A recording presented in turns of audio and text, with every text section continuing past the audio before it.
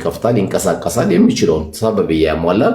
ከዛ በኋላ ጌታዬ እንግዲህ በተንቀሳቀስኩበት ነገር ላይ አግዘኝ፣ እርዳኝ፣ አንተው ከኔ ጋር ሁነኝ እያለ ጌታውን አላህ ይማጸናል። ከተሳካ ይሳካለታል፣ ካልተሳካ ደግሞ የቅርቢቷ ህይወት አላህ አልተሳካልህም፣ ነገ ደግሞ የዘላለም ሀገር አለ ብሎ እንደነገረን ወለል አኺረቱ ኸይሩን ለከ ሚነል ኡላ፣ ከቅርቢቷ ህይወት የዘላለም ሀገር ደግሞ ይበልጥላል ብሎ ደግሞ የነገረን የቁርአን አያት ትዝ በማለት አላህ ለዛ አስቀምጦልኝ ሊሆን ይችላል በማለት ሰብር ያደርጋል ማለት ነው። በዚህ መሰረት እንግዲህ ሳምንት ቅዳሜ ዕለተ ቅዳሜ ያው በዚህ ቲክቶክ በአብዛኞቻችሁ አይታችሁታል ብዬ ተስፋ አደርጋለሁ። ከዚህ መካከል አንዱ ምንድነው ያው አንተ ደሃ እናንተ ደሃ እያለ የሚናገራቸው ንግግሮች በጣም አድርጎ ጥንቃቄ እንደሚያስፈልግና ትልቁ ደህንነት ምንድነው ከተባለ ያው የቀልብ ደህንነት ነው። ትልቁ ሀብትም ደግሞ ከተባለ ጊናው ቀልብ ነው። የቀልብ መብቃቃት፣ የቀልብ መረጋጋት፣ ባለው ነገር መብቃቃት የሚባለው ነገር እነዚህ ከተሰጡን ነገሮች አንዱና ዋነኞቹ ናቸውና ሰዎችን ደሃ ነው ብሎ መናገር በአብዛኛው እንደምናውቀው እንደ ኢትዮጵያ ኑሮ አብዛኞቻችን መሰረታችን ምንድነው ከተባለ የደሃ ቤተሰቦች ነን። በአብዛኞቻችን የደሃ ቤተሰቦች ነን። ያንን መሰረቱን ደግሞ መርሳት የለበትም። የደሃ ቤተሰብ ነኝ ስላለ መሰረቴ ደሃ ነውና ደህንነቴን ይዤ መኖር አለብኝ አለም። አላህ ሲሰጠው ደግሞ ቢያንስ ለሰው ባይተርፍ ምስኪኖችን ማመናጨቅና እነሱን በቃል አውጥቶ መናገሩ ተገቢ እንዳልሆነ የቁርአን አያዎች ብዙ የቁርአን አያዎች የሚያስረዱበት ሂደቶች አሉና አላህ የቀልብ ደሃ እንዳያደርገን ነው እሱም መማፀን ያለብን። ከቀልብ ደህንነት በላይ የለም። ከኒስትሮ ሊጣላ ይችላል ሰው፣ ከወዛደር ሊጣላ ይችላል፣ ከቀን ሰራተኛ ሊጣላ ይችላል። አላህ ግን አላጎደለበት። የጎደለበት ምንድነው ከተባለ ቀልብ ነው። በጣም ሚሊዮን ብር አለው፣ ነገር ግን ለ100 ብርና ለ200 ብር ብሎ ሲጨቃጨቅ ሲጣላ ልናየው የምንችለው ነገር አለ። የሚሰሩ ሰዎች በምናይበት ጊዜ እንዲሁም ጨምሮ መስጠቱና ሲሰርቁ እንደምንቃወመው ሁሉ አንድ ነገር ሲዋሹ እንደምንቃወመው ቅር እንደሚለን ሁሉ በሚሰሩበት ጊዜ ደግሞ ማበርታት እንዳለብን ማሻአላህ ይሄ ደግሞ የጨመርኩልህ በምሰራው ስራ በጣም ተደስቼብህ ነው በሚል ቢያበረታታው የበለጠ ሰውየውን ይጠግነዋል። ለስራው ያለው ስሜት ለስራው ያለው ተነሳሽነት በጣም አድርጎ ከፍ ይላልና ድሆች በሚል ቃላት የምንገልጻቸው ነገሮች በትክክለኛ እኔ ሀብታም የተባልኩበት ነገር እንደው ትክክለኛ ላቤ ነው ወይ ብለን ብናር በአብዛኛው እንደ ዓለም ላይ ያለ ባለሀብት ላብ ነው ተብሎ ቢያዝ እንኳን አላህ ፊት የሚጠየቀው ይቀርና እዚህ አንድ ትልቅ ህሊናውን ያልሸጠ ዳኛ ፊት ቢቆም እጅግ በጣም ይቸገራል። ብዙ የሚያፈራቸው ነገሮች ሊኖሩ ይችላሉና ደህንነቱን ሳይሆን ማየት ያለብን እኔስ የት ነበርኩ ብሎ አላህ ከሰጠው ትልቁ ጸጋ ምንድነው? አላህ እዛ ውስጥ አስቀምጠኝ ነበረ፣ ዛሬ ደግሞ ለዚህ በቅቻለሁ። ምስጋና ነበረ፣ ሹክር ነበር ማድረግ ያለበት። ሹክር ነው ማድረግ ያለበት። ጌታዬ ወይ ወንድሞቼ በዚህ ሁኔታ ሆነው እኔን ደግሞ ለዚህ ያበቃኝ ጌታ ምስጋና ይገባ ብለ የዛን የምስጋና ስጦታዎችን መስጠት እንደሚያስፈልግ ነው እስልምናችን ያስተማረን። ለዚህ ነው ነብዩ አለይሂ ሰላቱ ወሰላም ድሆችን በተመለከተ ምን አይነት ከባድ እንደሆኑ ሲነግሩን ረሱል አለይሂ ሰላቱ ወሰላም እንዲህ ይሉናል። ያው እንግዲህ ወማ ينطق عن الهوى ነው፣ ከስሜታቸው የሚናገሩ አይደሉም ነብዩ አለይሂ ሰላቱ ወሰላም። እና ምን ይላሉ? አንቱም ትንሰሩነ ቢዱዓፋ ወልመሳኪን፣ እናንተ የምትረዱት የምትታገዙት በድሃዎችን ይላሉ። ምክንያቱም ድሆች ወይም የተለያየ ፍላጎት ኖሯቸው የጎደለባቸው ወንድሞች እህቶች በተለያየ መልኩ ከጌታቸው ጋር ያላቸው ግንኙነት በየቀኑ በመጨቅጨቄን አርግልኝ ጌታችን በማለት ለአላህ ቅርብ የሆኑ ናቸው። እና ታዲያ ለአላህ ቅርብ የሆኑ እንዴት እንዲያጡ አደረጋቸው ብሎ ደግሞ ሰው ሊያስብ ይችላል። ለአላህ ቅርብ ስለሆነ አንድ ሰው ዱንያን ይለቅበታል ማለት አይደለም። ከፈለገ ይሰጠዋል፣ ከፈለገ አይሰጠውም። ነብዩ አለይሂ ሰላቱ ሰላም ጎበዝ ነጋዴ ነበሩ። በጣም ጎበዝ ነጋዴ ነበሩ። ደህንነትን ቤት ቁጭ ብለው መስጊድ ቁጭ ብለው አልነበረም የሚሉት የነበረው። እናታችን ከዲጃ ላይ በሰሩላት ስራ በጣም ታማኝነታቸውን ገንዘባቸው በረካ በመውረዱ አግቡኝ ብላ እንኳን የጠየቀች ናት። አግቡኝ ብላ ለምን? ስነ ምግባራቸው በጣም አስገራሚ ነበር። ንግድ ላይ ያላቸው አስተዋጽኦ በጣም የሚገርም ነበር። ከነበራት ገንዘብ በጣም ገንዘቧን ከፍ ነው ያለላትና እሳቸው ከስራ የራቁበት ሂደት አልነበረም። አሽረፈል ኸልቅ ሰለዋቱላሂ ወሰላሙ ዐለይሂ። ስለዚህ እነዚህ ሰዎች እንደነዚህ አይነት ሰዎችን በምናገኝበት ጊዜ የአላህ መላእክተኛ የነገሩ ምንድነው በእነዚህ ሰዎች የተነሳ የሚመጣ ምን አላሉ የሚመጣ ረድኤት አለ። ረድኤቱ ምንድነው? ነስር የሚመጣው በምስኪኖች በዱዓፋዎች ናቸው። በባለ ሀብቶችማ የሚገኘው ምንድነው ከተባለ ይታወቃል። አላህ የመረጠው ባለ ሀብት ካልሆነ በስተቀር ጎንበስ ብሎ ከደሃ ጋር የሚታይ ብዙን ጊዜ አይኖርም። ጎንበስ ብሎ አብሽር የሚል የሚያበረታታ የሚያጠናክር አይዞ የሚል ብዙ አይገኝም። ይሄ ደግሞ ስጦታ ይፈልጋል። አላህ በሚያውቀው ስጦታ ይፈልጋል። እንደው ሌላ ስራዎችን እንደው አንድ ግለጽ ቢባል በአብዛኛው የኢትዮጵያ ጠቅላይ ሚኒስትር በተለያየ ለሙስሊሙም ለክርስቲያኑም ከደሃ ጋር ከሚስኪን ጋር ቤት ሲሰሩ ምንድነው አካፋን ነገር ይዘው አፈር እንትን ሲያደርጉ የሆነ ልብ ውስጥ የሚገባ ነገር አለ።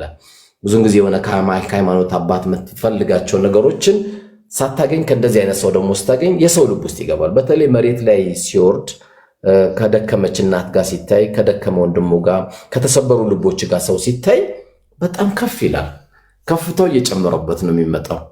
ይህ እንግዲህ ሁላችንም እያየን ያለው ነው። በአይናችን እያየናቸው ያሉ ነገሮች ሪያሊቲውንም ትክክለኛውንም ነገር ያው ማለት ስላለብን ነው ይህንን እምለውና ስለዚህ ሁላችንም ምስኪኖች በምናገኝበት ጊዜ ምን ያህል ከባድ እንደሆኑ ለዚህ ነው ነብዩ አለይሂ ሰላቱ ወሰላም ምን አሉ? አሳይ አለል አርመለቲ ወልመሳኪን አሉ። ባሏ በሞተባት ሴት ልጅ ጉዳይ የቆመና በሚስኪኖች በተሰበሩ ልቦች በእነዚህ ሰዎች ጉዳይ የቆመች ወይ የቆመ ሰው ከልሙጃሂዲን ፊ ሰቢልላህ በአላህ መንገድ እንደታገለ ነው። አንድ እናት፣ አንድ አባት፣ አንድ አካባቢ የተሰበሩ ልቦች ልጠግን፣ መድኃኒት የላቸው መድኃኒት ገዝቼላቸው ልስጣቸው፣ አክም ቤት መሄድ አልቻሉም ላድርግላቸው፣ መኪና የምፈልገውታል ሰርቪስ ልስጣቸው ስትል አላህ ሱብሓነሁ ወተዓላ ከምንም በላይ ይደሰትብሃል። ከዚህ በለጠም በትክክለኛ ደስታ የለም። ቢርብህ ብጨንቅህ የተለያየ አገራዊ ሃይማኖታዊ ፐርሰናል ኬዛችን ላይ ትዳራችን ላይ ስራችን ላይ አንዳንድ ክፍተቶች እንኳን ከመጡ እነዚህ የተሰበሩ ልቦች ጋር ሄደ ዱዓ ታደርጋለህ። ሰው ግራ ገብቶት እኮ ጠንቋይ ጋር ይሄዳል። ምንም ላይ ጠቅም ምንም እንኳን ላንተ ለራሱ ማያቅ ጠንቋይ ጋር ይሄዳል። ከፊሉ ደግሞ ይሄዱ ያስቀማል። በቃ ዙርባ ጫት ይዞ ይሄዳል። አንድ በግ ይዞ ይሄዳል፣ ያስቀማል። ያን የመሰለ ሰውዬ ጥርሱን እስከሚጨርስ ድረስ በዚህ መልኩ የሚሄድበት ሂደቶች አሉ። ነገር ግን ምስኪኖች የተሰበሩ ልቦች በቆምን ጊዜ ስለነሱ ጉዳይ በተንቀሳቀስን ጊዜ የምናገኛቸው ምንዳዎች ቀላል አይደለምና በተቻለ መጠን ሁላችንም በዚህ ኸይር ስራ በምንሰራበት ጊዜ በየትኛውም በጎረቤታችንም በትክክለኛ መልካም ነገር በሚባልበት ጊዜ መስጠቱን ብቻ አይደለም ደህንነታቸውንም እንደ ሰውነታቸው ማክበር አለብን። አላህ ሱብሓነሁ ወተዓላ ምን ይላል? ወለቀድ ከረምና በኒ አደም የሰው ልጅን አላቅነው አከበርነው፣ የአዳም ልጆችን አከበርናቸው አላቅናቸው ይላል። ይሄ እንግዲህ ማንኛውም የሰው ልጅ ማንኛውም ሃይማኖት ይሁን የየትኛውም ዘር ይሁን ሰው እንኳን በህይወት እያለ የቀረና የቀብር ቦታውን እንኳን መርገጥ ክልክል ነው። እንደ እስልምና አስተምሮ ቀብር ላይ እንኳን አክብሮታል ተከብሯልና የሰው ልጅ ዛሬ አፈር ላይ ተኝቷልና እርገጠው እንኳን አይባልም። ይህን አክል እንግዲህ ሱብሃንአላህ አክብሮታል። እስልምና ከሰጠን ጸጋ ስለሞተ እንኳን አይደለም የሞተ ሰው እንደውም በቃ ስሙም እኮ አይነሳም። ከተነሳም በመልካም ነገር ነው የሚነሳው። ከዛ ውጭ ግን ቀብሩ ጋር እንኳን ሌላ ሰው ልንቀብር ስንሄድ ያን ሰው እስከምንቀብር ድረስ ከዚህ በፊት የተቀበሩ ወይም ከሰዓታት በፊት የተቀበሩ ሰዎች ላይ እንኳን መቆም ክልክል እንደሆነ ነውና የሚያሳየን። ከዚህ አንጻር ማንም ሰው ማጣት ማግኘት ትዝ ካላችሁ የዛሬ ዓመት የለቀኩት አንድ ቲክቶክ አለ። እንግዲህ አከራይና ተከራይ በፈረሰ ቤት ላይ ተገናኝተው ድንኳን ላይ ተገናኝተው ታሪካቸውን ለዓለም ሕዝብ ያስተላለፉበት ትልቅ ታሪክ እዚህ ቲክቶክ ላይ ታገኙታላችሁ። ወደኋላ ስታገኙት የኔን ቪዲዮዎች በዚሁ ፔጅ ላይ አስገራሚ የሚገርም አንዳንዴ ለራሳችን ስናዳምጠው ዛሬ ስላከራየን ነገ አንከራይም ማለት አይደለም። አላህ ከእንደዚህ አይነት ማጣትን ፈተናም አላህ እንዲጠብቀን ዱዓ እናደርጋለን። አግኝቶ ከማጣት አላህ ይጠብቀን። በተለይ የዚህ አይነት የተረበሹ ያጡ ሰዎችን በምናይበት ጊዜ ወላሂ ሁላችንም ካልተረባረብን በስተቀር አሁን ያለው ችግር ምን ፈተው አይደለም። ሰዎች ሸሚዛቸውን ተኩሰው ሽቶ ተቀብተው ነው የሚወጡት። እኔ አሁን በቢሮ በጣም የሚገርመኝ ነገር አብዛኛው እንደምታውቁት የሲርለና ነው ሙሉ ማጆሪቲ የሲርለና ነው ሙሉ በቃ ሱፋቸውን ለብሰው ሽቶ ተቀብተው ምን ብሎ ይመጣሉ። እንግዲህ እነዚህ ሰዎች አሁን ድንገት የመጡት አንድ ሁለት የቲም ይይዙልኛል ብዬ እኔ ራሴ እቋምጣለሁ፣ ልቤ ይቆማል። ነገር ግን ወላሂ ጤፍ የለንም ቤታችን ጤፍ ስለሌለን ሰትረን በፕሮቶኮል አትመልሰንም ብለን ነው የሚሉ ሰዎች ነው የበዙት። ምክንያቱም በአብዛኞቻችን አድማጮቻችንም ወንድሞቻችንም ብዙም ጊዜ እንግዲህ አንድ እህቴ ዱባይ ካለች ወይ አሜሪካን ካለች ወይ እንግሊዝ ካለች ኦር ደግሞ ሳውዲ ካለች ድንገት 10 11 12 15 የሚያክሉ ቤተሰቦችን የምትሸፍነው እሷ ናት። አላህ በሚያውቀው እየሸፈነች ያለችው እሷ ናትና በቃ በየቤቱ ስራ የሌለው ሰው ከባድ ነው። ብዙ ነገሮች አሉ። ወላሂ ብዙ ስራዎች ይጠበቅብናል። እንግዲህ አላህ ትከሻችንን ያጠንክርልን ነው የምንለው። ያለው ስራ በጣም ከባድ ነው።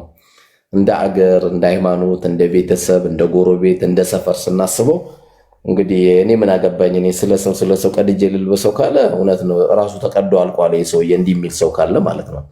ስለሰው ሰው ካላሰበ፣ ስለሰው ሰው ካልቀየረ፣ ስለሰው ሰው ካላመላከተ፣ ስለሰው ሰው እንዲሰራ ካልሄደ በጣም ከባድ ነው። ስለዚህ ብዙ ይጠበቅብናል። አላህ እንግዲህ ትከሻችን ቻይ አላህ ያድርገው። ብዙ ደላሎች ያስፈልጉናል። ብዙ ወደ መልካም የሚገቡ ወንድሞች እህቶች ያስፈልጉናል። ትክክለኛ መሬት ላይ ወረደ የሚሰሩ ሰዎች ያስፈልጉናል። እንግዲህ አላህ ብሎ ሚሊዮነርም ቢሊዮነርም ለመሆን የሚመኘው ሰው አላህ ብላ ካለው ነው። ካልበላ በአብዛኛው እንግዲህ ዛሬ ቆንጆ ብር አለው የሚባለው ሰው አላህ ከፈተናው ይጠብቀን እንጂ ማታ ብዙ የሚበላው ኪኒን ነው እንጂ ብር አይደለም። ብሩን ወይም እንጀራ አይደለም ወይ ጥብሱን አይደለም የሚበላው። 7 አይነት 9 አይነት ኪኒን ነው የሚታዘዝለት። አላህ ከዚህም ፈተና አላህ ይጠብቀን ነው የምንለውና የዚህ አይነት ክስተቶችም አሉ። እንደዚህ አይነት ክስተቶች ላይ ምን እንደሚመጣብን አናውቅም። ያማረ ምግብ ልትከለከል የምትችልበት ጊዜ ይኖራል። አላህ እንግዲህ ሳናውቀው አውቀነው በድንገተኛ ከሚመጡ በሽታ እንዲጠብቀን አላህ ነው የምንማጸነው። ስለዚህ ምኞታችን የተስተካከለ ለምንድን ነው አንድ ሰው ረበና አቲና ፊዱንያ ሐሰነተን ለም ተባለ? ረበና አቲና ጌታችን ሆይ ስጠኝ፣ ፊዱንያ ሐሰነተን በዚች በቅርቢቷ ህይወት ያማረችው ስጠን። የተረጋጋ ህይወት፣ የተረጋጋ ስራ፣ የተረጋጋ ቀልብ ስጠን። ፊዱንያ ሐሰነተን ተገልጾ የሚያልቃል። ወፊል አኺረትን ሐሰነተን ለዛችም ሁለተኛውና የዘላለም አገር የሆነችም ደግሞ እሷንም መልካም ቀን አድርግልን። ወቂና አዛበናር ከቅጣትህም ጌታዬ ጠብቀን ማለት ከዚህ የበለጠ ዱዓ የለም። አዎ ሁላችንም ሮጠን ከጌታችን ትልቁ የምንማጸነው ከእሳት እንዲጠብቀን ነው። በትክክለኛም ከእሳት የተጠበቀ ሰው ነው ሰክሰስ ብሎ አላህ ይጠራው። ፈመን ዙሕዚሐ ዐኒ ናሪ ወኡድኺለል ጀነተ ፈቀድ ፋዝ። አላህ ፈመን ዙሕዚሐ ዐኒ ናር ከእሳት የጠበቀው ሰው ፈመን ዙሕዚሐ ዐኒ ናሪ ወኡድኺለል ጀነ ጀነት የገባ ሰው ፈቀድ ፋዝ በእርግጥም እድለኛ እሱ ነው አለ አላህ። ግን ርቦኛል፣ ጠምቶኛል፣ ጎሎኛል ያለ ሰው ደግሞ በዚች ባለችው የቁርአን አያ ይረጋጋ ይላል አላህ። ወመል ሐያቲ ዱንያ የዚች የቅርቢቷ ህይወት ዱንያ ማለት እኮ አለ አላህ ኢላ መታውል ጉሩር ውድድር ወይ ውድድር ነው ወይ ዛዛታ ነው ወይ ጭቅጭቅ ነው ሌላ አይደለምና አትበሳጭ፣ ዲፕሬሽን ውስጥ አትግባ፣ አትጨናነቅ እያለ አላህ በሚገርም የቁርአን አያ ይመክረናልና አላህ ከሚመከሩት እንዲያደርገን እየተመኘው ወደ ሁለተኛው ሐሳቤ ከመግባቴ በፊት ፊት ለፊቴ ደግሞ የሲርለና የበጎ አድራጎት ድርጅት እህቴ አብራኛለችና ኢንሻአላህ እህታችን ሐቢባ የምትሰማኝ ይመስለኛል። ኢንሻአላህ ድምጼ ግን እየተሰማችሁ ነው አይደል? በጣም ድምጼን ደብቄ ነው ያለሁት። ቡታጅራ ሆቴል ውስጥ ነው ያለሁት። የጎረቤት ሐቅ እንግዲህ ማን ነው እነማን ናቸው አይባልም። ድምጼን መቀነስ በጣም ቀንሻለሁ። በመሃል አብሽር እየተሰማ ነው እያላችሁኝ ትነግሩኛላችሁ። አደራ ቁርአን ከፍተን እንኳን ጎረቤት አዛ ማድረግ ክልክል ነው በእስልምናችን። ከቁርአን በላይ እንድናዳምጥ የታዘዝነው ነገር የለም። አይን የቁርአን ነው ቢጮውስ ምን ችግር አለበት አይባልም። ለራስ አዳምጥ፣ ለልብ ክፈትና ወደ ልብ እንዲገባ አድርገው እንጂ ጎረቤትን በጥብጥ የሚል የለም። ሊያርፍ የሚፈልገው ማረፍ አለበት። ጸሎቴን አደርጋለሁ የሚል ጸሎቱ ማድረግ አለበት። ቁርአን ልቅራ የሚል መቅራት አለበት። እስልምናችን ለሰው ልጆች እንዲመች አድርጎ ነውና አላህ Subhanahu Wa Ta'ala ለዚህ ዲን የመረጠን። ኢንሻአላህ የማይሰማ ይሰማል። መርሐባ አልহামዱሊላህ። ሐቢባ ግቢና ተጃልሽ እዚህ ውስጥ ያላችሁ ወንድሞች እንግዲህ እህትና ወንድሞች 450 ሰው አላችሁ። እንዳትወጡ ቁም ነገር ነው የምናወራው። ዛሬ የሚዋልኩትን ውሎ ኢንሻአላህ ነግራችኋለሁ። አንዴ እህቴ ሐቢባ ትግባና መልእክት ካላት 1-3 ደቂቃ ልስጣት፣ እመጣለሁ ወደ እናንተ። መውጣት አይቻልም ዋ ነገር ያለው እህቴ ሐቢባ የለሽም? አላህ ሰላም አለይኩም ወራህመቱላህ። ወአለይኩም ሰላም ወራህመቱላህ ወበረካቱ። መርሐባ እህታችን ግቢ። መርሐባ እንዴት አረፈዳችሁ?